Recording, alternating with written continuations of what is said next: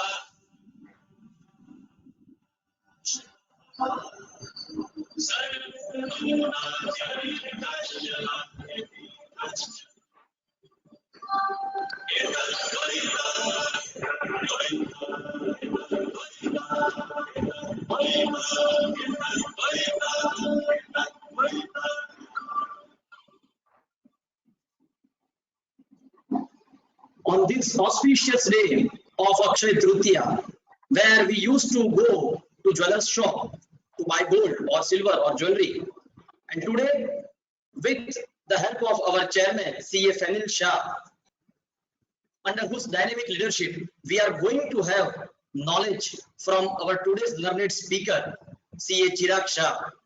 So now I invite our chairman of Ahmedabad branch, CA Fenil Shah, to give his opening remarks on this auspicious day and for this session. Thank you very much. Thank you, Bishan Bhai. The speaker of the evening, the second day of this second GST webinar series, CA Chirag Mehta from Mumbai. The chairman of various branches of Gujarat joining this particular webinars. The chairman of Indirect Tax Committee and treasurer of Ahmedabad branch, CA Rahul Maliwal, and our own secretary, sir, CA Bishan Shah, and the members attending from all over the India. I welcome you all to this second day of this webinar series. Friends, yes, I would like to wish two things to you. One is Happy Akshay Tritiya, and second is Happy World IPR Day, because today is 26th April, also being celebrated as an IPR Day.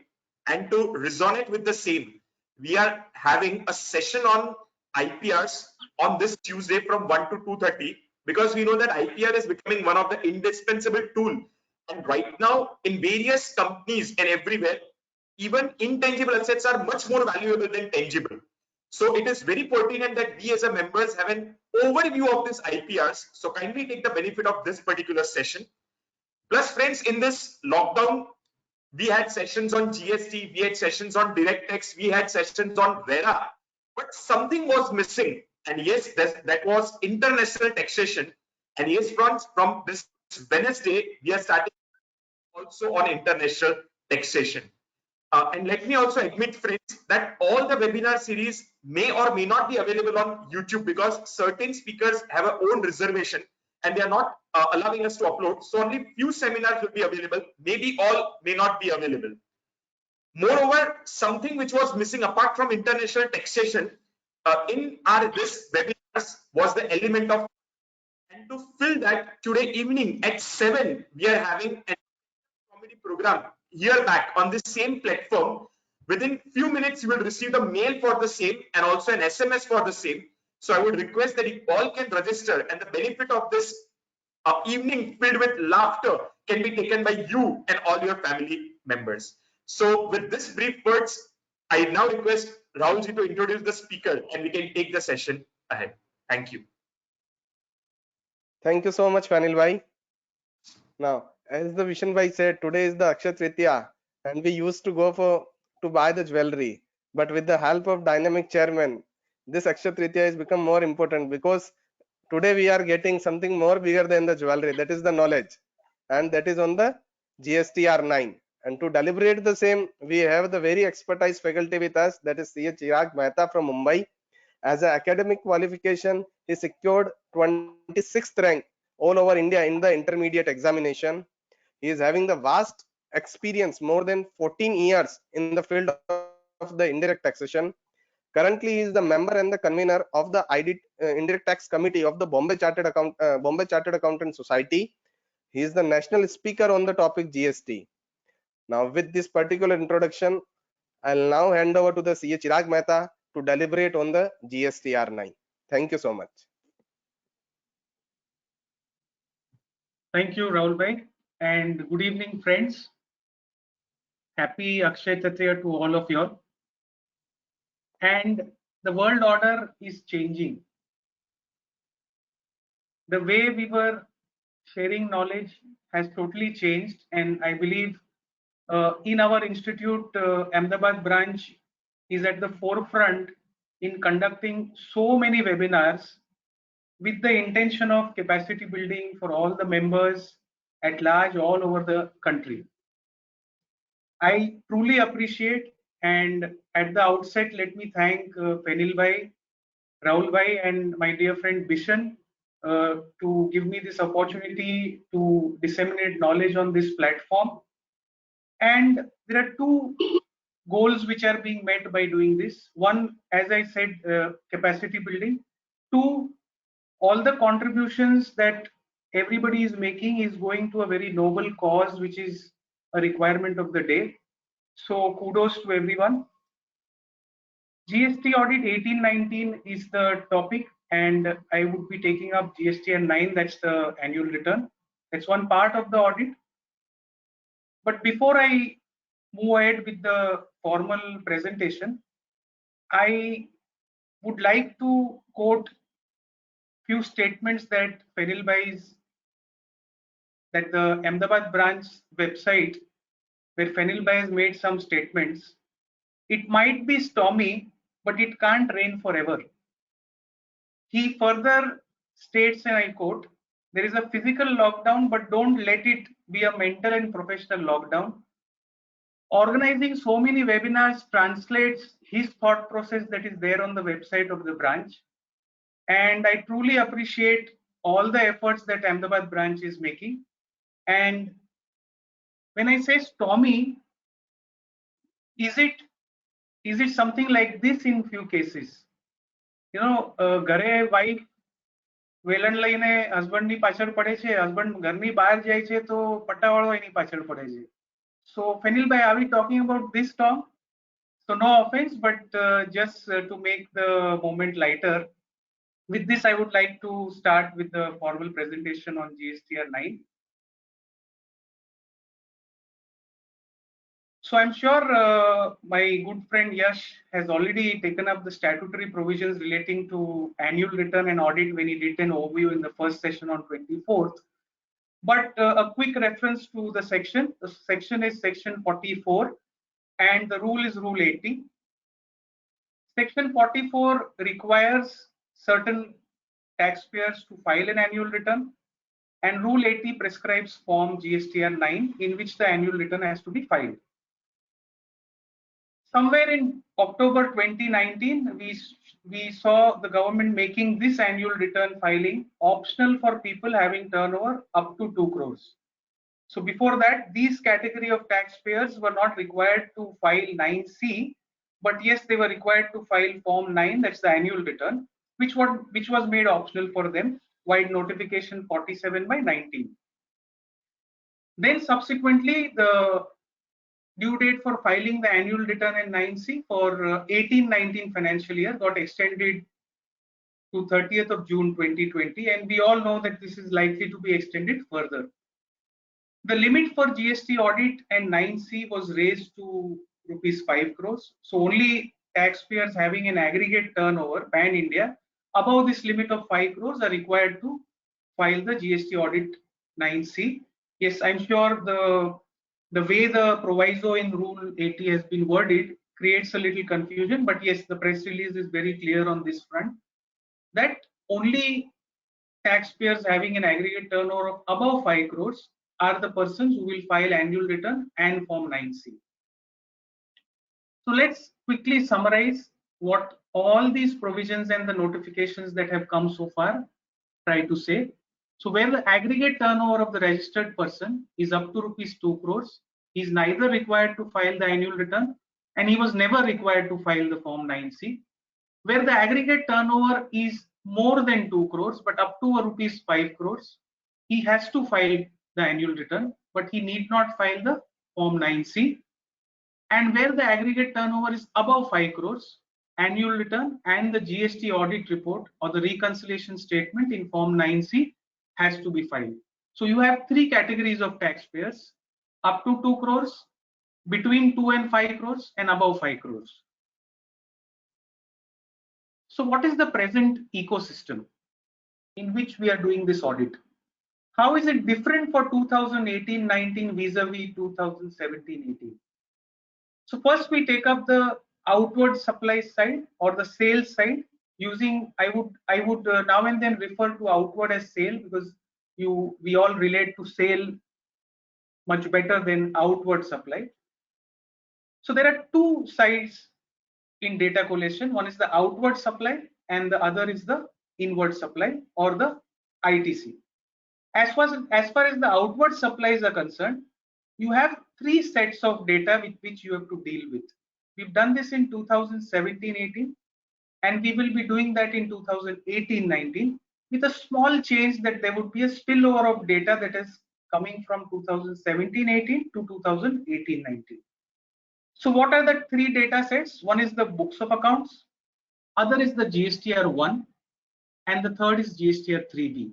Details of outward supply, ideally, in all these three data sets should be in agreement or should be in consonance with each other. But we all know by experience of 17-18 that these three data sets usually will never be in agreement with each other, especially where the volumes of the number of invoices, credit notes are more. The likelihood of these three data sets tallying is very remote. So one piece of advice or caution, at least see if there is a difference between books and the GST records, I can understand. But amongst these two records, that's GSTR 1 and 3B, ideally should not differ throughout the year. From the experience of 2017-2018, what we realize is GSTR 1 is something which we have been filing first, which is followed by a 9 to 10 day gap when you file the GSTR 3B. Few states the date is 22nd. What happens between these two dates? Typically what we've seen, you file GSTR 1 with certain level of invoice data and credit note data and amendment and all that.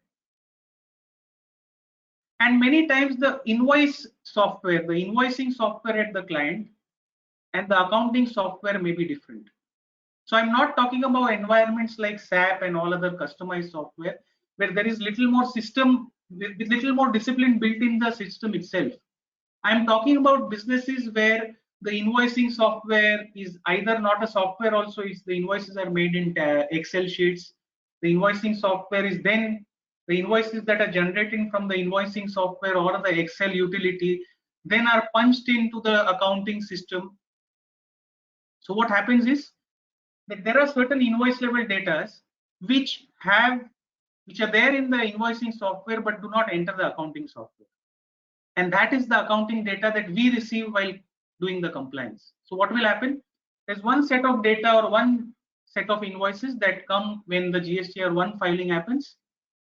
By the time the 3B comes, the client's accounts team would realize that some credit note is left out or some invoice is left out. So what should be our advice? That if something is not entered GSTR 1, you ensure that it doesn't enter GSTR 3B also of that month.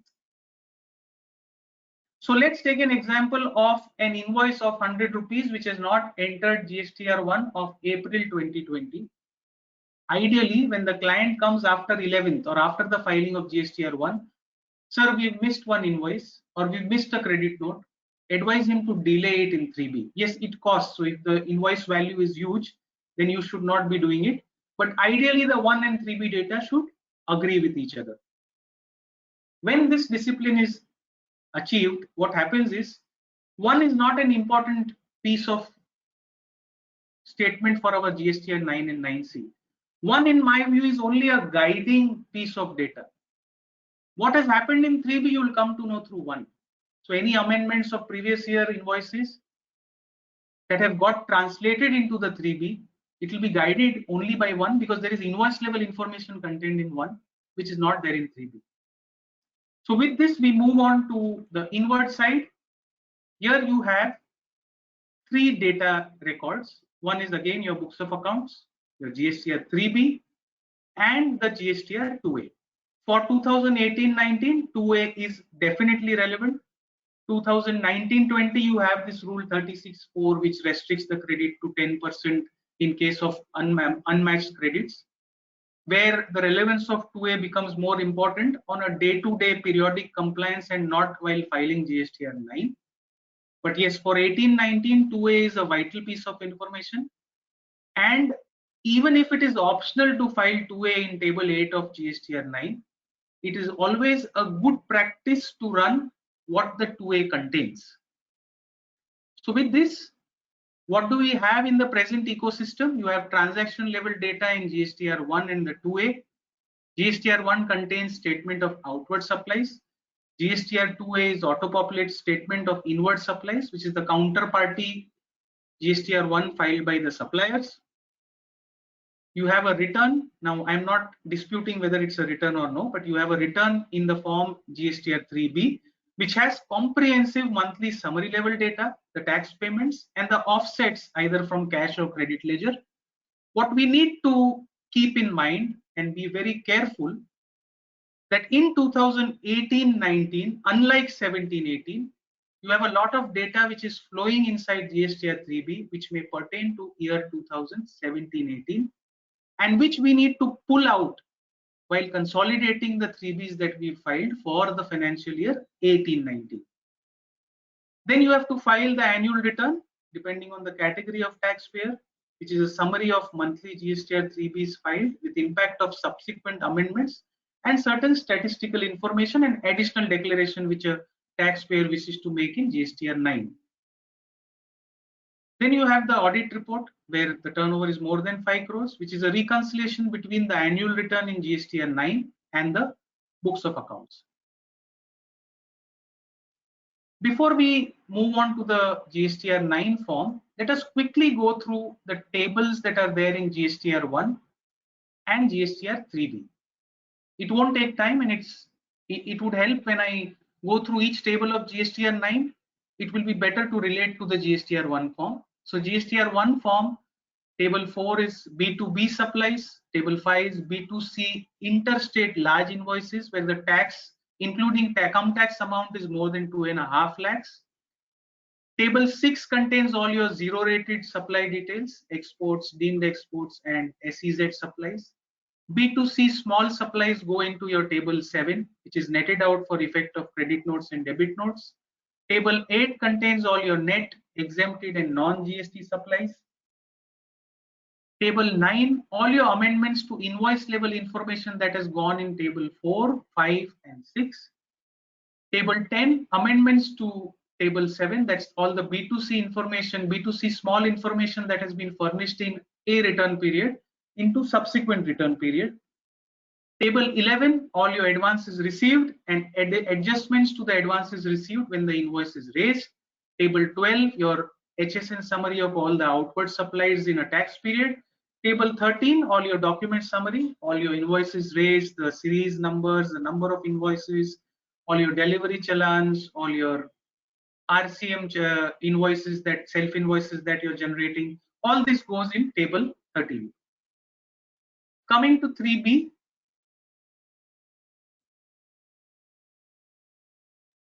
so you have table 3.1a, all your outward taxable supplies wherever there is a tax implication. 3.1b, all your zero rated supplies. 3.1c, you disclose all your nil and exempted supplies. 3.1d, inward RCM liability, so it's not outward but inward RCM liability. 3.1e, all your non-GST supplies are declared here. 3.2 declares all your interstate B2C or composition supplies which are already declared in 3.1a. Coming to input tax credit, 4a all the ITC that you're availing in a tax period goes here. So this typically would include your import of goods ITC, then your import of services ITC, all ITC which is coming from RCM credits other than import of services, all ITC which is flowing from the input service distributors, and all other B2B credits. The sum total goes into your 4A. Out of 4A, whatever is reversed in a tax period goes in 4B. Then you have 4D, which is all your ineligible credits. So please note here, whatever goes in 4D is something which is not included in 4A. So let's take an example. If the total ITC as per your books of accounts in a tax period is rupees 100, out of which 10 is ineligible credit, you directly post 10 at 4D, 90 is what goes in 4A, and if there is any reversal out of this 90, that will go in 4B. Now, if we presume that there is no other reversal except the 10 that has gone to 4D as ineligible credit, the amount of credit that gets credited to the electronic credit ledger is 90, which is reported at 4A. This is more important from a perspective of filling table 6 in GSTR 9, and we all know what the confusion is. So the final table, table 5 of GSTR 3B, consolidates how the details of the payments of the liability that you have declared above. So how much is an offset from the credit, how much offset is from the cash ledger. So with this, let's move on to GSTR 9, a quick look at the entire form design. So the form is divided into 6 parts. Part 1 contains all details, the basic details of the taxpayer. Okay. Part 2, the turnover and the liability table. When I say turnover and liability, all the turnover plus liability on such turnover plus the liability in respect of the reverse charge mechanism. Part 3, details of the input tax credit. Part 4, details of taxes that have been paid with the returns. Part 5, all your period adjustments, that is details of transactions which have been recorded which pertain to 1819 but which are disclosed in returns filed during 1920 is something which will go in part 5. Part 6, all other information, any other taxes paid, refunds rejected, accepted, all these details go in part 6. Before I move forward with the form, I find one mathematics which we all have learned in 1718 very important to discuss before we understand the mathematics that we have to follow while disclosing information in GSTR 9 for the year 2018-19. So what is that mathematics? As you all see on the screen, I'm talking about table 9 of GSTR 9. I repeat, I'm talking about table 9 of GSTR 9, where we give a disclosure of how much was the tax payable and how much is the tax paid during the financial year. Tax payable, typically what gets auto-populated is the tax payable as per the 3B filed for the financial year 18-19. Okay, so whatever is declared and paid in 3B filed for financial year 18-19, 17-18, I'm sorry, gets auto-populated in table 9 when you download this from GSTN network. Plus something which is neither declared nor paid in 3B till date. So when I talk about 17-18, I have not declared or paid some liability even in 18-19, will be added to the tax payable in table 9 of GSTR 9. So far so good. From this, when I minus the tax that is actually paid, now this is something which we cannot edit. So when I talk about taxes paid through cash or ITC, this gets auto-populated as per the 3B filed for the financial year 17-18, and we cannot edit it. So a simple match, when I add the amount that is declared and paid in 3B plus the amount that I additionally declare which is not declared till date, and I minus from that the amount paid that is auto-populated, it usually will give you a positive figure. What is this positive figure? This positive figure is the additional tax that you're declaring as payable and which we all have paid through something called as DRC 03. This DRC03 intimation and the payment happens before filing of 9C. So when the auditor takes up filing of 9C, ideally everything that is declared as payable and paid in 9 should get paid through DRC03. Okay, so far so good. And as far as table 10, 11, 12 and 13 are concerned, I would call this as a heart of reconciliation for the year 2018-19.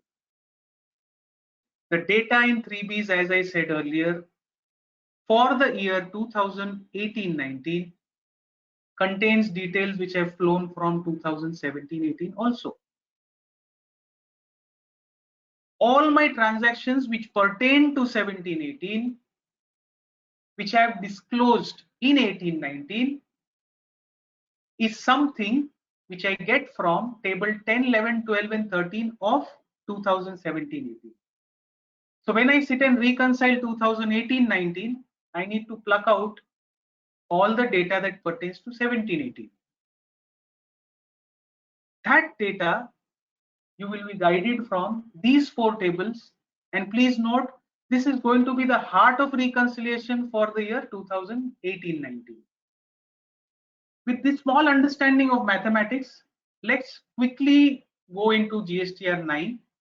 I'm dividing this into 2 parts, one relating to liability, other relating to the input tax credit. Let's quickly go through these tables. I'm sure all of us know all the tables, but it's always good to just recapitulate quickly.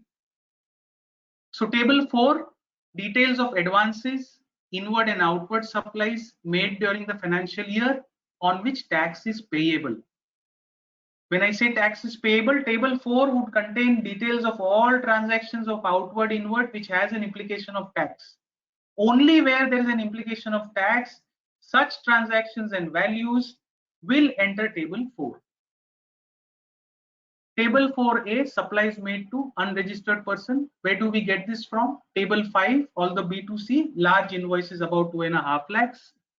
Table 7 will give you summary level data of B2C small invoices. Table 9 will give you data relating to B2C invoices which have been reported in table 5 but amended in table 9. Table 10 gives you amendments to table 7 which has been filed in earlier tax period but amended in a subsequent tax period. Table 4B,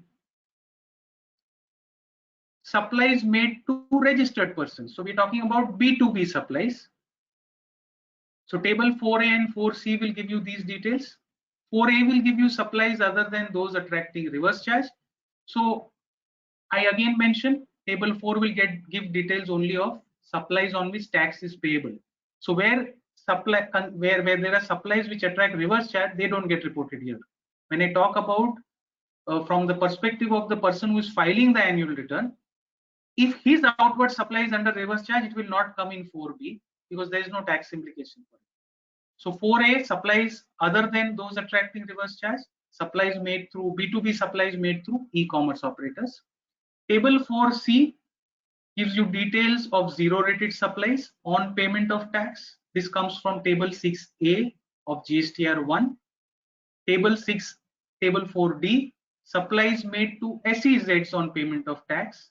This comes from table 6B of GSTR 1. Table 4 row E, deemed exports on which taxes are paid. This comes from table 6C of GSTR 1. Table 4F, advances on which tax has been paid but invoice has not been issued during the financial year. This will come from 11A minus 11B, advance amount received in 2018-19 for which invoice has not been issued during financial year 18-19. Now one question that arises here, what about an adjustment that is made in 18-19 for which advance was reported in 17-18? What does that mean? So in table 4F of 2017-18, I would have shown an amount as an advance only if invoice is not issued in 17-18. Goes without saying that in 2018-19, I will have to adjust that amount against that advance amount against the invoice that has been raised against that advance during 1819. We will understand this with the help of an example that I'm taking in the next slide. Table 4G, inward supplies on which tax is to be paid under reverse charge. This comes from 3.1D of 3B. All inward supplies, net of your debit and credit notes, which may be registered or unregistered RCM, needs to be included in table 4G. There's only one single table.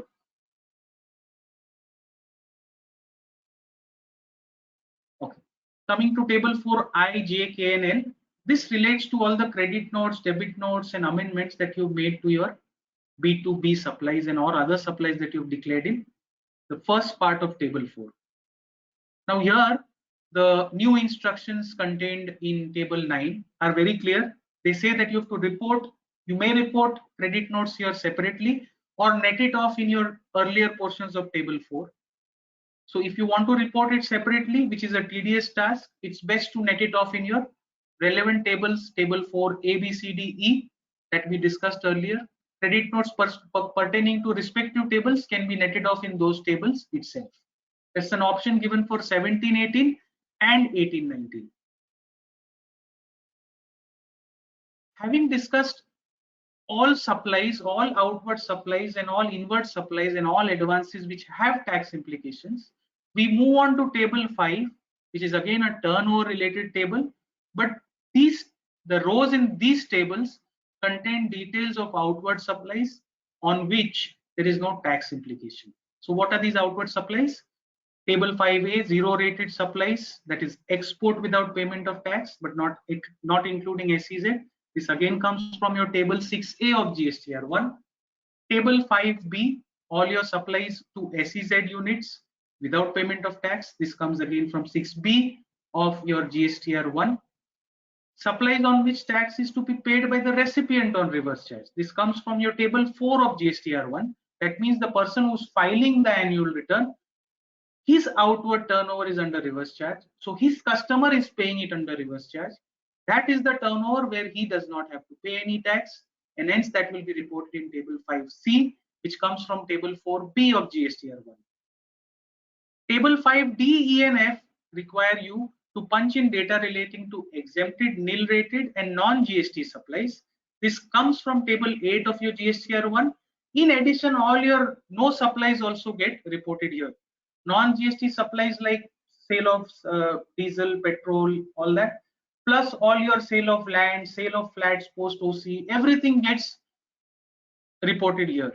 Now there may be cases where you have not reported in GSTR 1, but yes, you can definitely report it here. Whatever is not reported in 1 can definitely be reported here. All credit notes, amendments, debit notes relating to 5A to 5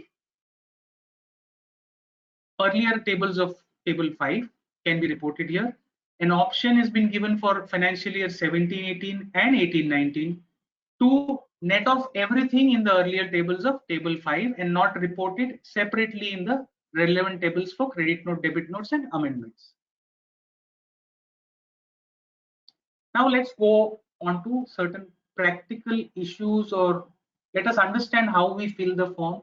What is the implication of those important tables of table 10, 11, 12 and 13 relating to the annual return of 1718?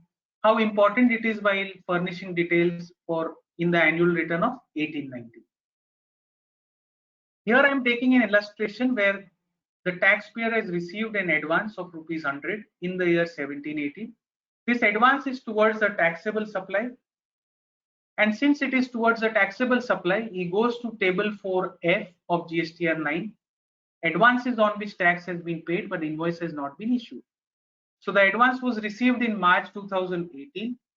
On this rupees 100, he paid a tax of rupees 18, but he did not issue any invoice during 1718. So far so good. This 100 was reported, tax was paid. In table 9 of GSTR 9 of 1718, this would have been reported as an IGST liability and would have been paid in cash or through credit. 1718, so far so good. Now we come to 1819. Now let's further presume that this taxpayer has issued the invoice in 1890 for rupees 100. Against the advance of 100% advance, He has raised rupees 100 invoice in 1819, which I will obviously furnish in table 4B, presuming it to be a B2B supply. 100 rupees is the taxable value, 18 rupees is the IGST payable. Now I have to adjust the advance that I have received and on which I have paid tax in March 18.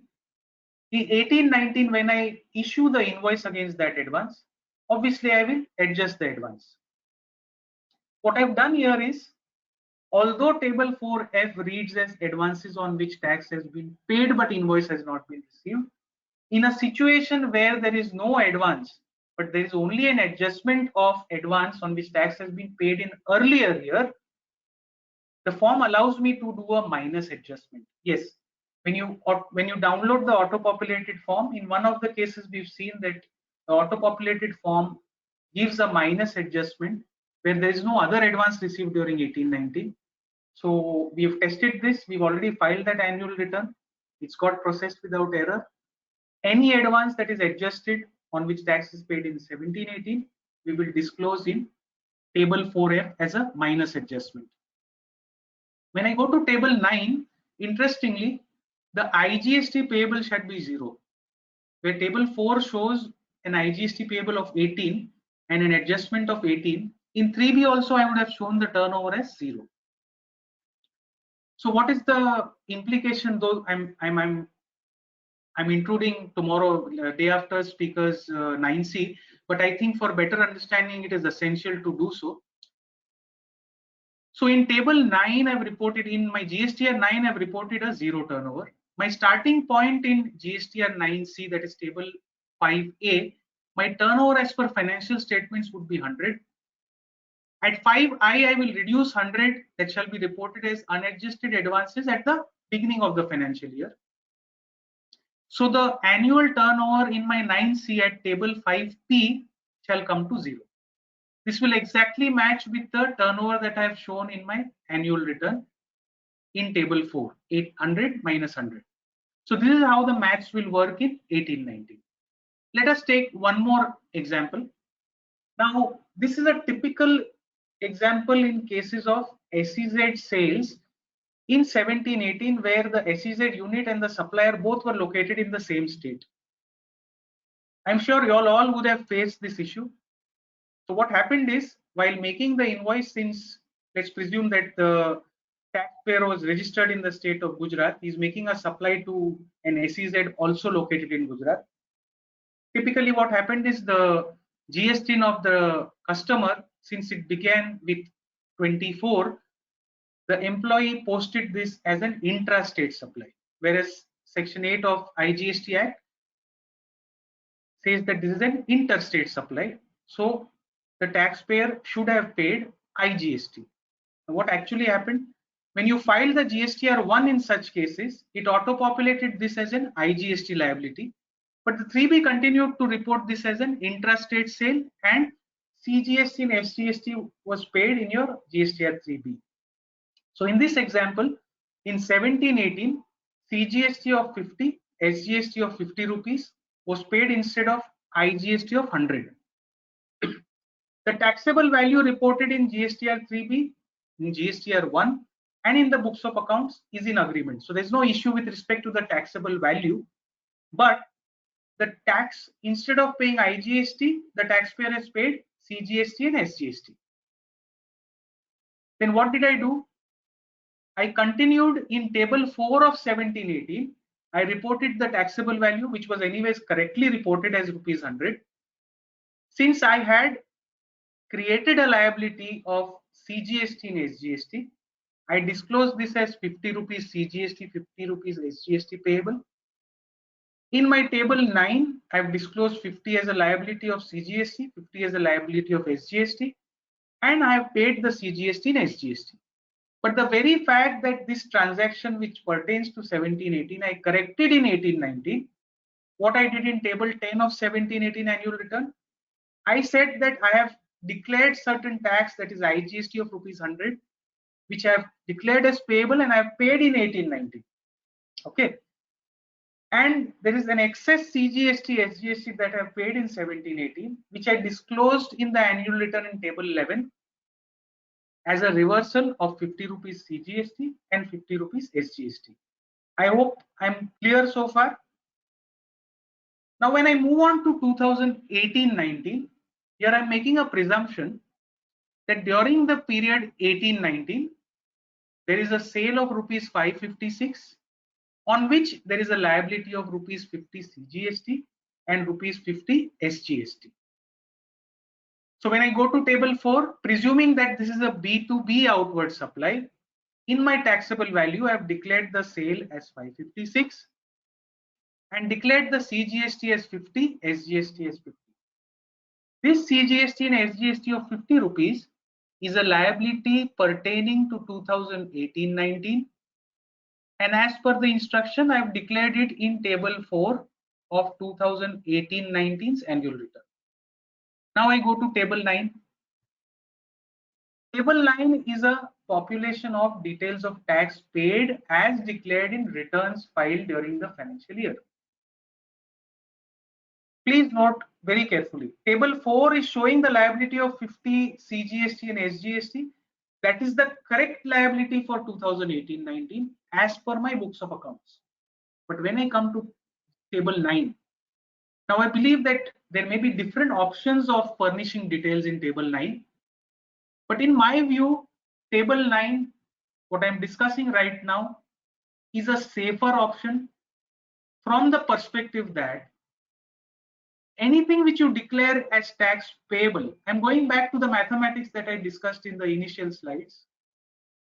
Anything that you declare as tax payable minus the tax paid ideally should always have a DRC03 which is plotted against it. So when you file DRC03, you say that it is relating to annual return for 17-18, for 18-19, for 19-20. So what does the system do? The table 9 payable, it will go by the table 9 paid and whether there is another DRC03. So in every situation where the payable is met with a corresponding paid, whether through annual return or through DRC03, if the equation of these two is a negative, there is no problem. If the equation of these two is positive, that means there is something payable. That is where the notices will start. Coming back to this example, in table 4, I have declared a liability of 50 CGST and SGST. But when I come to table 9, my tax payable under CGST and SGST is 0. For my 18-19 year, I have a liability of CGST, SGST 50 each. But in table 9, I am declaring what is declared in my 3B. So what is the composition of this 0? So 50 is the liability which pertains to 18-19. 50 is the offset that I have reported in table 11 of 17-18. That's exactly what my circular 26 by 2017 tells me to do. That if I have paid some excess tax in 17-18, in my subsequent 3Bs, I can offset it. So my CGST of 50 rupees, that's the liability of 18-19, gets offset against the excess tax that I paid in 17-18, which I reported at table 11 of 17-18 annual return. So 50 minus the offset of last year's 50 becomes 0 for CGST and 0 for SGST. Then what is this IGST 100? So in my table 10 of GSTR 9 of 17-18, I have declared a liability of 100 rupees IGST, which I had by mistake paid as CGST and SGST. So even though I do not have IGST payable in my table 4 for 2018-19, since in my returns filed during the financial 18-19, I have declared an IGST liability of 100. I will declare that as 100 payable, and that gets offset against the actual amount paid. I have presumed it paid in cash 100, and that's how this table becomes 0. There are various options, that approaches that you can have for this, but I feel that if this payable and paid tally, then it's the best to avoid notices in future. If the payable paid do not tally, as we saw in the earlier illustration, it's always possible. Then there should be a DRC03. I hope I'm making myself clear. This is only one approach. There may be different approaches to fill this table, which may be equally true. But if I go by pure mathematics and going by the logic that any payable here should be met with equal paid somewhere or the other, then this equation works and fits well. We go to illustration 3. This is something again which is very common. During financial year 17-18, a credit note has been issued. This credit note is for value 1 lakh and the IGST thereon is 18,000. So the taxpayer who is filing the annual return has issued a credit note dated 31st of March 2018 to his customer. The taxable value of the credit note is 1 lakh and the tax on that credit note is 18,000. So first let's go through table 11 of GSTR 9 for 17-18. How has the taxpayer disclosed this amount there? It's quite possible that the taxpayer has not disclosed it.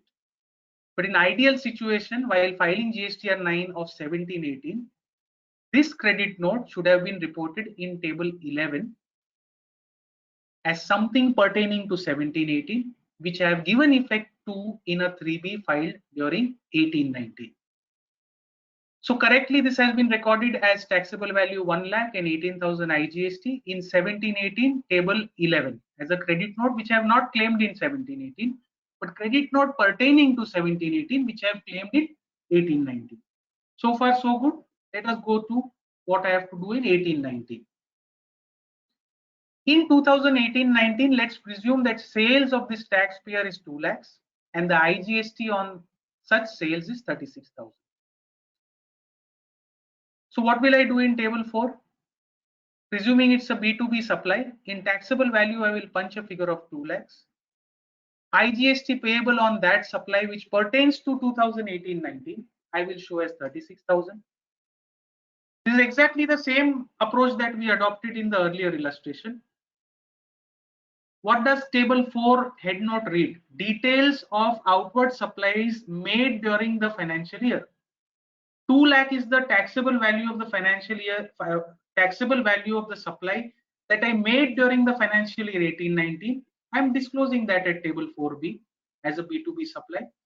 IGST payable on such taxable value is 36,000, which I have declared. Table 4 clear. This is only 18-19, nothing to do with 17-18. Now when I come to table 9, what have I done in my 3B? Return filed during the financial year 18-19. What have I done in 3B? I have declared 36,000 minus 18,000, that's the credit note of 17-18, as my tax payable and taxable value in my 3B filed during financial year 18-19. So again, going by the same mathematics, my IGST payable in table 9 of GSTR 9 of 18-19 will show an IGST payable of 18,000, and the IGST which I would have paid against this 18,000 would be 18,000. This could be by cash or by ITC. I presume that this 18,000 is paid by cash. So just like in that case, I'm consistently following an approach that whatever is happened in 10-11 table, I have to study the implication on 3B. My table 4 and my table 9 will never tally. Now another option which is suggested is I will show 36,000 payable over here, against which there will be 18,000 paid. So I'm talking about table 9. There would be few people who would take a position that whatever I have shown as as tax payable in table 4 for 18-19 should become tax payable at table 9 of 18-19. So what will happen in that case? The 18,000 as tax payable against IGST of 18-19 in table 9 will appear as 36,000. Goes without saying, the mathematics, tax payable 36,000, tax paid 18,000, there will be a difference of 18,000. The system won't understand that this is getting offset against the credit note which is reflected in table 11 of 17-18, and there is always a chance of a notice getting incorporated. So then what is the next effect of this? When I say that my tax payable is 36,000, my taxable value for 18-19 is 2 lakhs, the implication will be in Form 9C. The difference of 18,000, that is 36,000 in table 4 of GSTR 9 of 1819, and the amount of tax that has actually been paid in table 9 would create a difference in the GST amount in GSTR 9C table 9Q. So in table 9Q, you will say that my taxable value is 2 lakhs. The tax payable IGST is 36,000. Because you'll start with the books, the financial turnover will be 2 lakhs. When you come to the tax reconciliation, you will say the tax on 2 lakhs is 36,000. But based on this 18,000, which is reflected in table 9, this is the figure that it will auto populate at table 9 of 9C. So there will be a reconciliation difference in the tax amount of 18,000 in 9C, where the auditor will refer to table 11 of 1718 and say the difference in tax amount of IGST 18,000 is due to the offset of 18,000 credit note pertaining to 1718, which has been done in 18. In my view, this is safer than creating a liability or showing it in a manner that seems to be a liability in table 9 of GSTR 9. Let table 9 of GSTR 9 always tally. When it will still not tally, if you are making any additional declaration in 9. So let's say in the same example, my tax payable is 18,000. If I have not declared something which has a tax implication of 20,000 IGST, then my tax payable there will be 38,000 in table 9 minus 18,000. That 20,000 I'll pay through DRC03. That serves the purpose. I'm saying that always have a consistent approach. I also discussed the other option, which may equally be true. But in my view, if table 9 payable paid do not tally, it should always have a corresponding DRC03. I've made my best efforts to be as slow as possible while giving these examples. And please excuse me if you're not being able to still follow what I'm saying.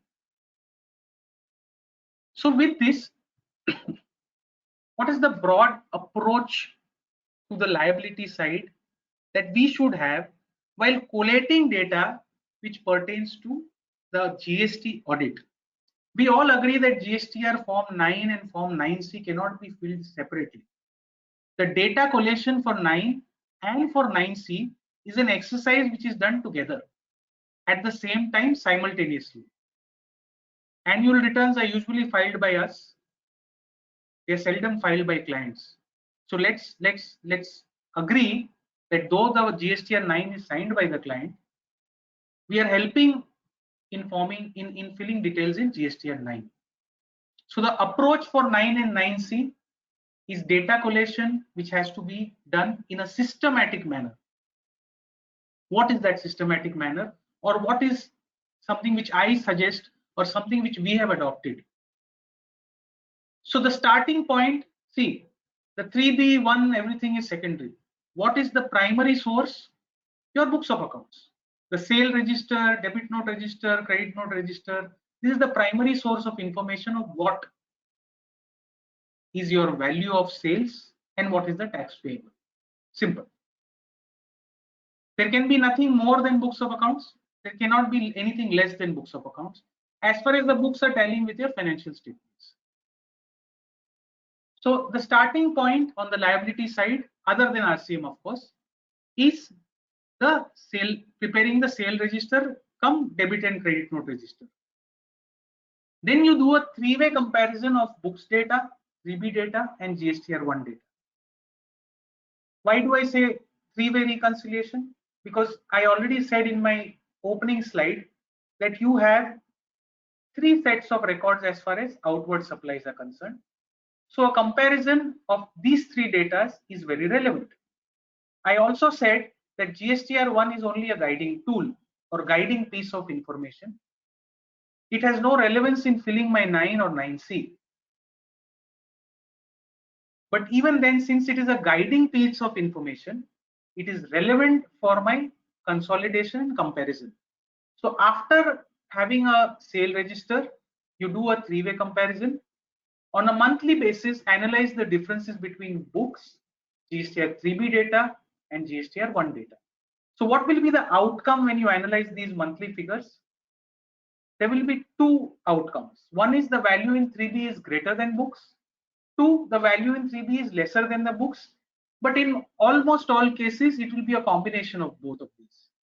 So what could be the reason of the value and tax being higher in 3B? So 3B declaration of value and tax is more than the books. So one situation could be where the liability for 1718 has been declared in 1819. For this, what will I do? I will go to table 10 of GSTR 9 of 1718. So I will easily come to know what is the liability. If there is a difference, if there is a 3B declaration which is there, which is more than the books, is it because I have paid something pertaining to 1718 in 1819? The second scenario is there is excess turnover that has been declared in 3B. For whatever reason, there is an excess turnover that is declared in 3B, which I have adjusted in 1920. For this, what I have to do, use table 11 of GSTR 9, because since I have paid more tax, I will do an offset in subsequent years, that is 1920. In 1819's GSTR 9, I will declare this as a reversal. Third situation, there is an excess turnover which is declared in 3B, but no effect is given in 1920. So at least for my table 4, I will ignore it. At the most, if eligible, I can go and claim a refund of the excess tax. So this one outcome is where your 3B is greater than the books. The second outcome is where the value in 3B is lesser than the books. So in this case, the first situation is where I have done a reversal of any transaction of 1718 in 1819. The credit note illustration that we took is a classic example that fits in here. So what will I check? I will go to table 11 of 1718 GSTR 9 and check whether that corresponds to the difference here in my 3B and versus books. The second reason could be short turnover that I have declared in 3B, but which I have declared in my 3B in 1920. Okay, so this will go and sit in your table 10 of GSTR 9 for the year 1890. Third situation, there is a short declaration of turnover in 3B, and till date I have not declared it. In that case, what will I do? I will add that much value and tax in my table 4 of 1819, and then before filing 9C, I will pay it through DRC 03.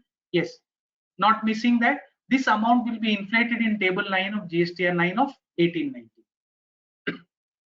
Quickly recapitulating what I said, comparing the three datas, I will analyze, and the two outcomes that could be possible is that the 3B values or tax is more than the books, or 3B values and tax is less in the books. Where it is more in the books, more in 3B and less in the books, first reason could be the liability of 1718 being declared in 1819. Other reason could be excess declaration in 3B of 1819, which has been adjusted in 1920. Third reason could be excess turnover that is declared in 3B, but no adjustment in 1920 has been made. Where the value or tax in 3B is less than the books, then the first reason could be a reversal of 1718, which is given effect in 1819 3B. The second reason could be short turnover in 3B and declared in 1920, or short turnover 3B not declared in 1920 and not paid till date. This is the way we should analyze the sale register and the data that we have. A typical manner of doing this, so if I just give you a quick illustration of how this can be done.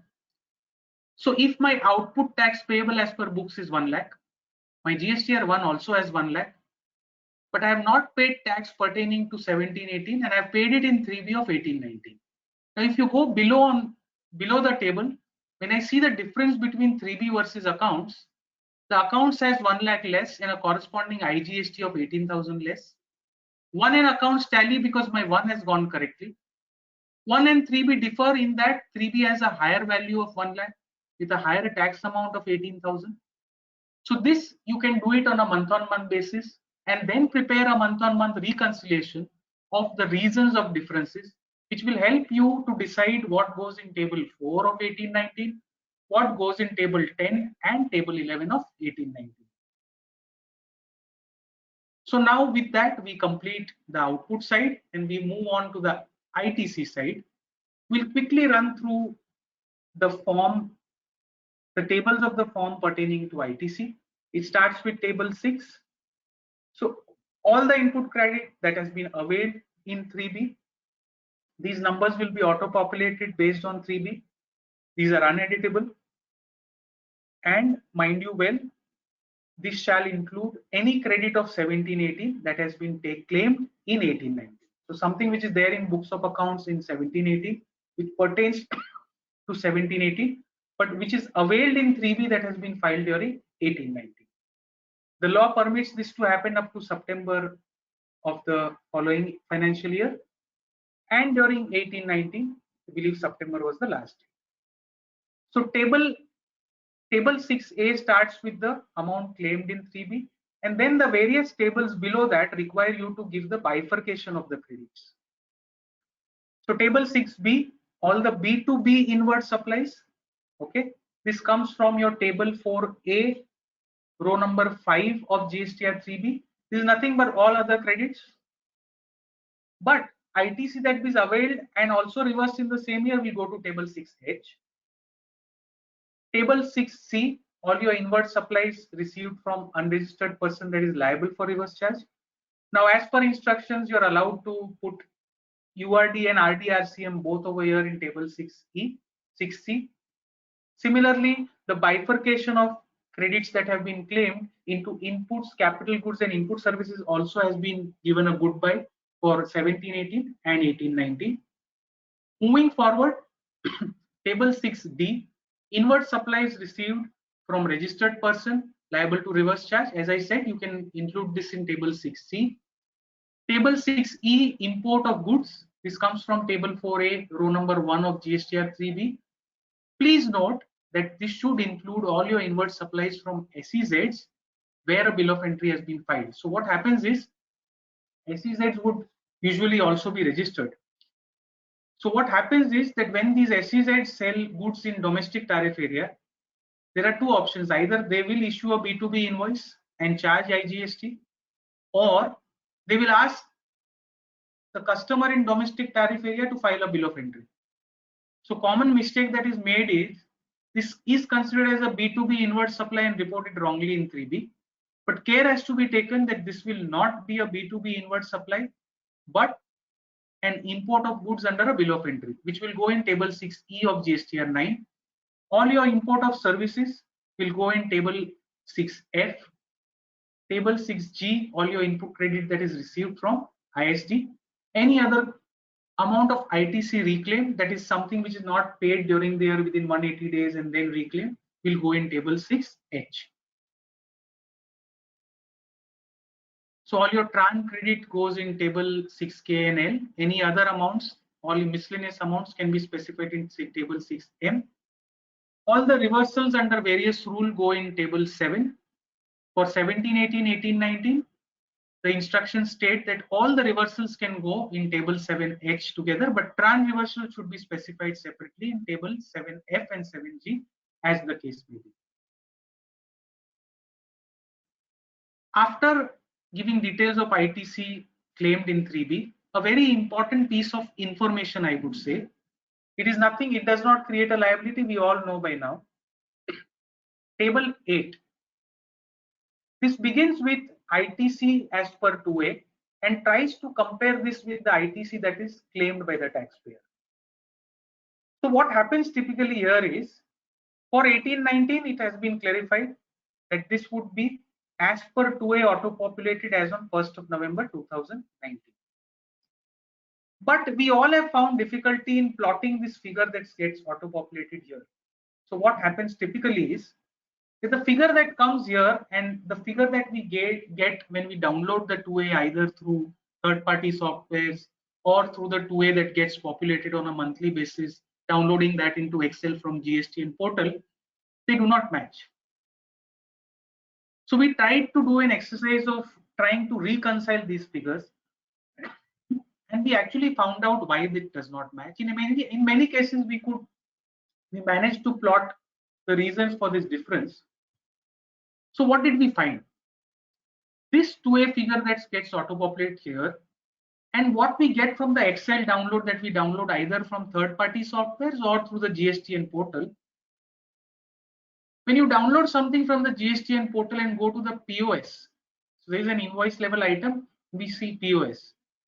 If we are doing a GST annual return for Gujarat unit, you have to ensure that the place of supply has to be Gujarat. But if the supplier is located outside Gujarat,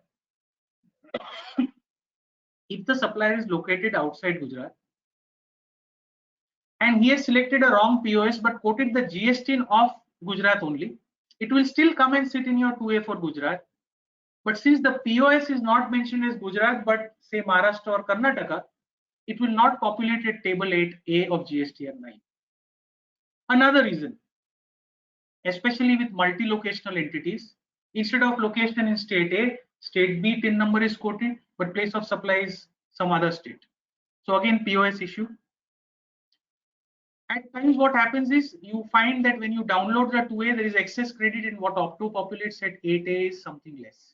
Somebody else's credit has come into your 2A, which subsequently has been rectified by that person. But in the month which it initially came and sat in your 2A, it does not go. In many cases, the GSTR1 is not filed only. In many cases, the RCM flag, the RCM applicable is by mistake ticked as yes. So in all these cases, though your 2A when you download from the portal or through third-party softwares, shows it at 2A, the credit sits in there, but when you compare it with 8A, it does not appear. Unluckily, we do not have an option to download the details of what populates at 8A. Time and again, we have represented before government that you give us an Excel of whatever is auto-populating at 8A. But so far, we've never succeeded in receiving that. All said and done, the other challenge is that now when you download 2A for in your 18-19, it will also get auto-populate credits pertaining to 17-18 invoices which were declared by the suppliers in GSTR1 filed during 18-19. Now this is a challenge. So when you download the 2A, you will have to filter out all the invoices which are dated 17-18. So now I'm sure we all know 2A, table 8. Let's see two scenarios. In situation 1, my 2A is populating a credit of 100. All invoices on which I have claimed credit in 18-19, the ITC is 100. In short, all the invoices pertaining to 18-19 are auto-populating in my 2A and it is tallying. But there are certain credits which are pertaining to 17-18 which I have claimed in 18-19. So in my table 8.6b, I would have claimed 120 as credit, which gets auto-populated in table 8b. So this will show a difference of -20. Now there's nothing that can be done here because there is no row which says that add credits of 17-18 which are claimed in 18-19. In last year in 17-18, you had a less item to say that credits of 17-18 claimed in 18-19. But unluckily, we do not have a row to say add credits of 17-18 claimed in 18-19. Another scenario could be where the 2A populates a credit of 150. Invoices pertaining to 18-19, I have claimed a credit of 100. Invoices pertaining to 17-18, I have claimed a credit of 20. And invoices pertaining to 19-20, I have not claimed a credit of 50, but I've claimed it in 19-20. So 18-19 credit, I have availed in 19-20. Here also the difference of -20 will appear. All said and done, we will all have to work hard. 2A is not a big challenge. We've seen that the amount of matching is considerable. It's material and the differences are not too large. But it's a worthwhile exercise to match this, especially where the differences are huge. So when you punch in data, you can easily come to know whether it's a considerable mismatch or it's not a big mismatch. Here also, details that you have furnished in table 12 and 13 of the earlier year become very, very relevant, because what you have claimed pertaining to previous year, you get from table 12 with respect to reversal and table 13 with respect to ITC of 17-18 claimed in 18-19. So how do we carry out the exercise of 2A? It's very simple. Pivot the GSTR books data or the invert register, then pivot the 2A data in which you have to be careful to exclude invoices which are dated 17-18. Compare both at GSTN level. Then what you get is these 4 sets of information. Either at GSTN level you achieve full matching, then there is nothing to worry, or you have cases of mismatch. This mismatch can be of 2 types. Either there is an excess match or there is a short match. So where there is an excess match, it implies that an invoice which is dated 18-19 has been booked itself in 19-20. Where there is a short matching, it's always possible that any credit of 17-18 is claimed in GSTR 2 in 18-19. Other reasons could be non-declaration by the supplier or excess credit claim by the client. Third, something which is not there in 2A. So entire GST credit amount is not there in 2A. And the 4 set of data is not in 2 at all. So not in the books. So there are few credits like airlines and all people don't claim. There are few credits where the GST quoted has a different place of supply. You're going in Delhi, you're staying in a hotel, you're quoting your GST of Gujarat. It will sit in your 2A, but you cannot claim that credit. You have not claimed it, but it will appear in your 2A. So there may be cases where something is appearing in 2A, but which is not there in your books of accounts. So friends, just like I gave you a broad approach that should be followed for collating data relating to liability, I have also outlined or tabulated a broad approach that we should follow in collating data with respect to the ITC side. So first prepare the purchase register, inward register, come debit note, credit note register.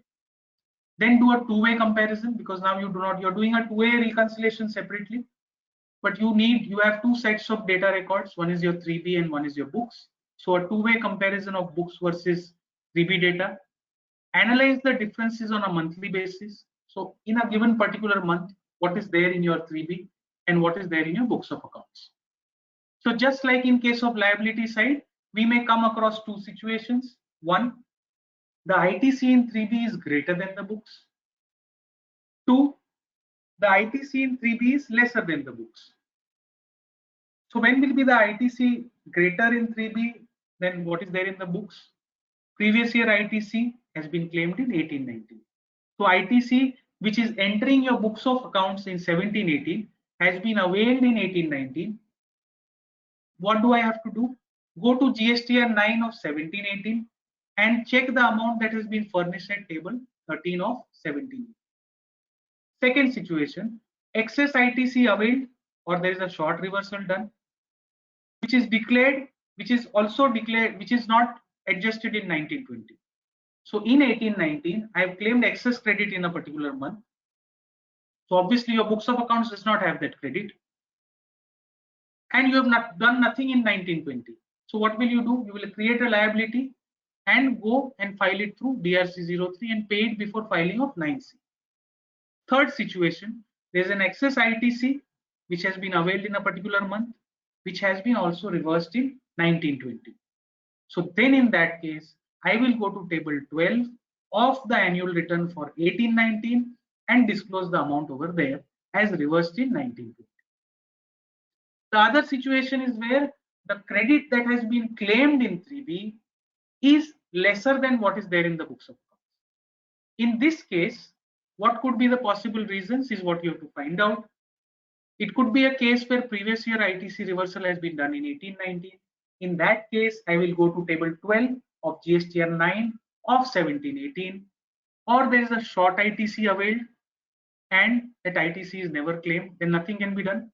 So there is an ITC which is sitting in your books, but you never claimed in your 3B. In that case, you cannot avail any credit now because the time is gone. Or there could be a situation that the ITC that is short claimed in 3B of 18-19 has been claimed in the 3B of 19-20. In that case, I will report that amount in table 13 of GSTR 9 of 18-19. Let me quickly repeat what I said. Please listen carefully. I will start my ITC data collation by preparing a purchase or inward register. I will do a two-way comparison of the books data and the 3B data on monthly basis. Analyze each month for the differences. There could be 2 possible reasons. either the 3B claim could be higher than the books or the 3B claim could be lower than the books. The reasons that you need to find out in cases where the 3B credit claim is higher than the books is there any credit that I have claimed pertains to 1718? Then I go and recheck it to table 13 of 1718. Is there an excess ITC claim that I need to reverse? Then I will do it to DRC 03. Is there an excess ITC that I have claimed in 3B but which I have reversed in 1920? Then I have to report it at table 12 of GSTN 9 for 1819. In cases where the ITC in 3B is less than the books, then the reasons that could be cited and which you have to cite is whether I have done a reversal for any credit that pertains to 1718 in my 3B of 1819. Then I will go and check that in table 12 of 1718. There could be a short ITC availed, which has to be ignored because you cannot claim it anymore, which will appear as a difference in 9C, or there could be a short ITC availed, which has been claimed in 1920. In that case, I will report that in table 13 of GSTN 9 for 1819. So with that, we complete the data collation exercise as far as ITC is concerned. Now let me take you all through a process or a suggestive checklist that we have been following in collating data and filling GSTN 9 and GSTN 9C. Your starting point will be on the sales side, preparing the sale register, come credit note, debit note register, then revenue consolidation and a three-way comparison in which you will compare monthly data of books 3B and GSTR1, which I showed you in the earlier slide. Monthly GSTR1 data to be pulled from step 1.3. So the next step on sales side would be detailed consolidation of GSTR1, table-wise data of GSTR1 to be pulled in from GST using third-party software. Then two-way sales reconciliation. So I will reconcile the differences that I find. I will reconcile the sales as per 3B with my books and reconcile the sales as per GSTR1 with my books. That implies that I will automatically reconcile my 3B versus 1. Details of exports. It's always good to have a separate register with respect to export, because what we found is that though the client says export is done, it's quite possible that a credit note is raised in subsequent year. So it's always good to have the port code and shipping bill of export details plotted in a separate sheet, and on selective basis, test check basis, verify that. And hence export as well as import a separate sheet should be maintained. Consolidation of ITC claimed as per 3B. Consolidate the month-wise figures which can be pulled from third-party softwares. Compare this on a monthly basis with the books data. Find out the differences. Then prepare purchase inward register as per books. ITC reversal working should be done. Extract cash ledger, electronic cash ledger. This would help to collate or pull out data respect to any other payments that are made through the cash ledger. Trial balance analysis. This is very, very relevant to find out ledgers like sales promotion, where there could be free distribution of goods, whether credit has been claimed in such respect. Alternatively, these ledger names can be plotted inside the inward register. In that case, the trial balance analysis may not be done. RCM liability register, then comparison of RCM that is payable versus the RCM that is actually paid, and then the liability to be created to table 4 for the RCM that remains unpaid. With that, I technically end my formal presentation, and I hope I have in this short time of 1.5 hours been able to educate all the members, and everybody would benefit from this presentation. Thank you very much. Yes, Chirag bhai, thank you. And it is said that Nachora Haryam, Nacharaja Haryam, Nachabhatrubhajyam, Nachabharakari. Vyaye Krute Vardate Eva Nityam Vidyadhanam Sarvadhanam Pradhanam. Sir, on this auspicious day, you shared the knowledge and we all are obliged. Thank you very much. Now we are starting our session of question answer. So I will change view, and you will be able to see the questions on the screen itself. with what we will do that we have to make it a rapid fire round so we can conclude as many questions as possible. So the first is, what is change in reporting in GSTR 9 for outward supply as compared to financial year 17-18? If you There is have, no, I guess, taken it. Yes, please. I've already taken this. So there is no change in the manner of reporting, except that it is not necessary that table 4 of 18-19 will match with the payable because of the offsets of table 10 and 11 that are done in 18-19. To that extent, the table 4 of 18-19 may not match with the liability declared in table 9 of 18-19 of GSTR 9. That is possible, the only change in reporting.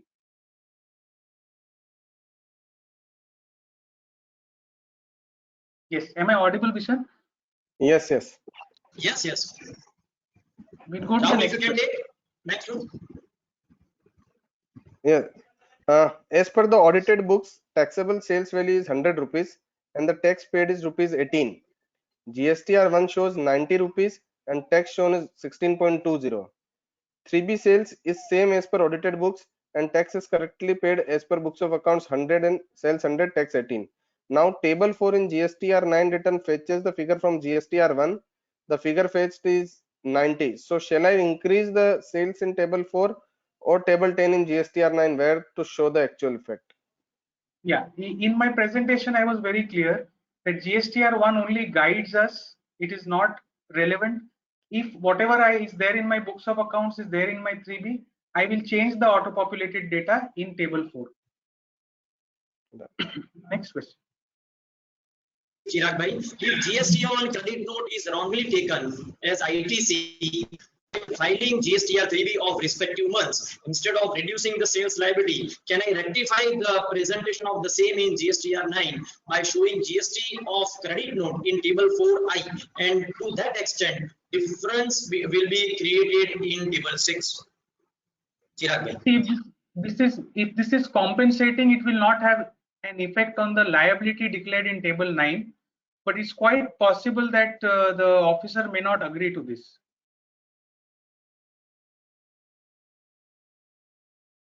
Because there is a time limit to claim the reversal of credit note, and there is a time limit to claim ITC also.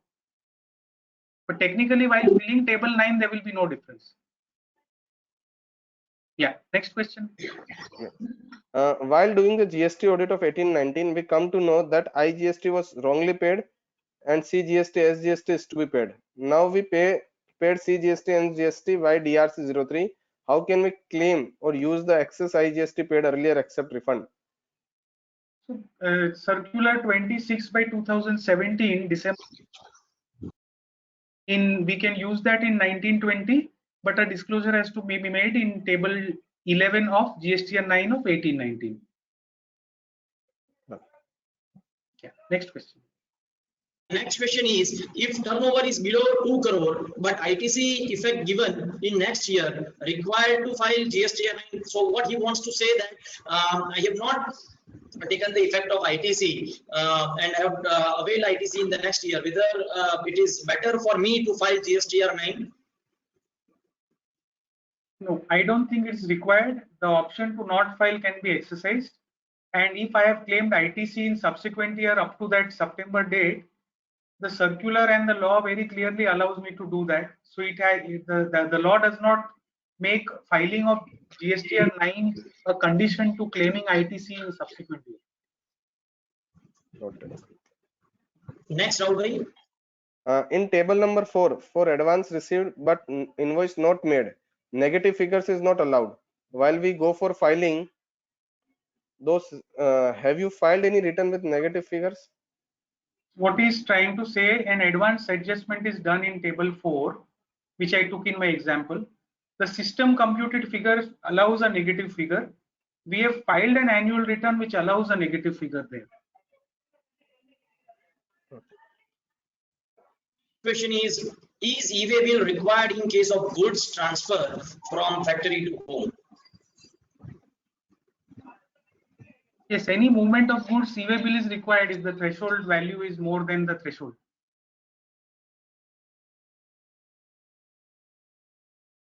We have filed GSTR 9 and 9C for 17-18, but we have not adjusted the excess tax paid during the financial year in any table of the 9 and 9C. Can we still adjust the excess paid in the 18-19? No, I fear not, unless you can go for a refund if you're eligible to.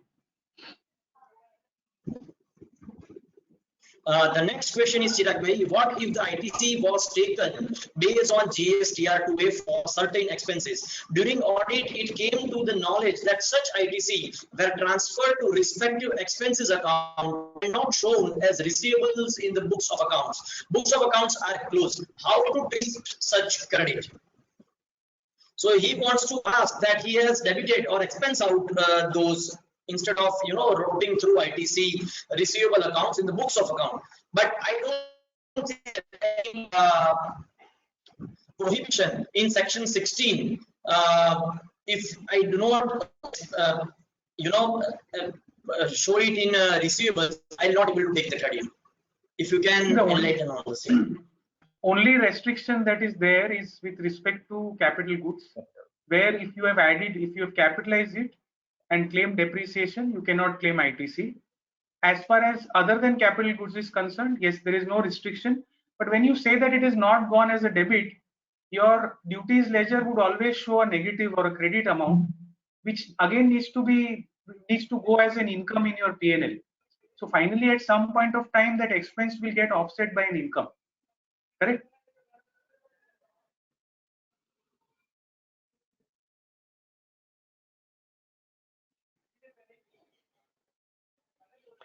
If in the financial year 18-19 we have paid wrong tax in 3B, paid IGST, this is done.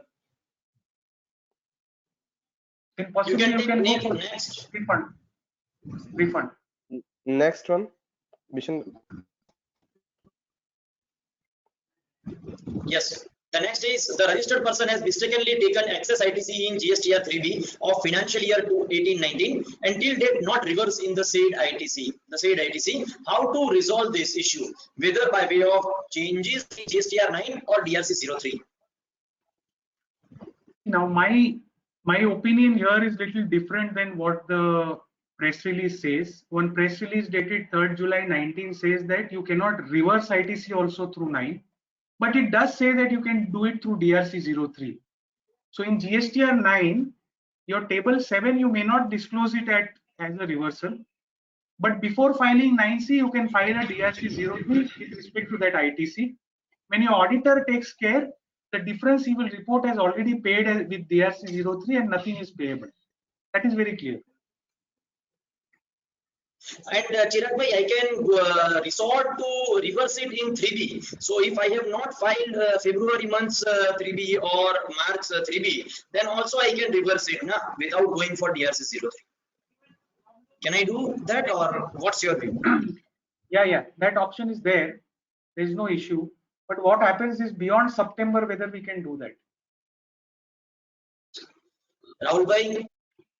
If credit note not shown in the 3B due to there is no sales of IGST in next month, and credit and portal note accept negative figure, and that figure we have shown in GSTR 3B ITC column, how to correct in GSTR 9? So this is a difficult situation which we've already discussed. It's very difficult to claim it as ITC, and perhaps today I don't have any question to this. I don't have any answer to this question. Question: can I directly reverse ITC and GSTR 9? I can say that we have discussed on it. Now, liability for financial year 17-18 paid in financial year 18-19. Where to present it in GSTR 9 and 9C for financial year 18-19? I've already discussed this. Your table 4 of 18-19 shall not include this liability, but your table 9 will show that amount as payable, and it would have been paid with your 3B, so it will auto-populate in table 9 of GSTR 9. How to claim refund of excess tax paid in 17-18? Normal refund process. So they have to file RFD 01, and with that they can claim the refund. The next question is taxable value is wrongly shown in GSTR 3B. Actual taxable value is say 1236.50, but due to typographical error it shows 1,23,650. How to correct it? You can definitely correct it in your GSTR 9. Plus, what we have done is, as a matter of caution, just write a letter to the proper officer that through oversight, the decimal has not been placed, and hence there is an excess turnover reported in 3B. If in GSTR 3B ITC show is wrongly under the ISD column, how to correct? Correct it in 9. Don't think it's a big deal. Next question is, I have shown ITC in table number 1213 of GSTR 9 of 1718, but for the same did not report in GSTR 3B of 1819. Hence, how to show in GSTR 9 of 1819? So it means that at 12, table number 12 of GSTR 9 talks about reversal of ITC in subsequent year. Table number 13 talks about claim of ITC of 1718 in 1819. So as far as amount disclosed at table 13, if you have not claimed it, the time limit is gone. But as far as not reversing it, you will have to reverse it in either through DRC 03 or through DRC 03.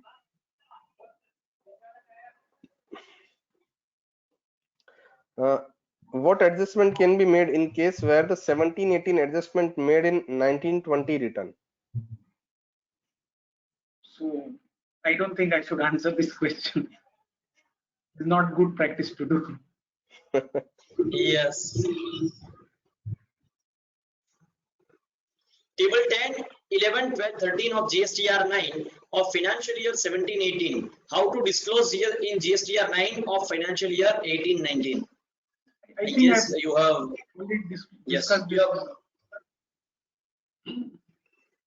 have. ITC is taken less in 3B as compared to books, and this ITC I have claimed in 1920. I need to report in table number 13, but do I need to show it in table number 8C also, as there it mentioned that the credit claimed in 1819 to be reported? Yes, it will come in both the tables.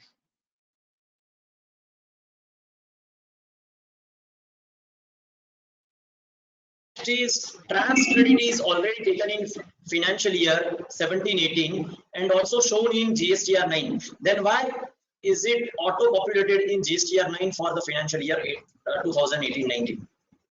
No, this is not quite possible.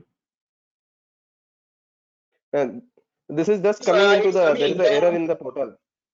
Yeah, okay. So you may remove it now. Yes, it's a remove it. You can edit. You can always yeah. delete it. So with these whatever questions we have collated till 6:15 p.m. that has been discussed with you.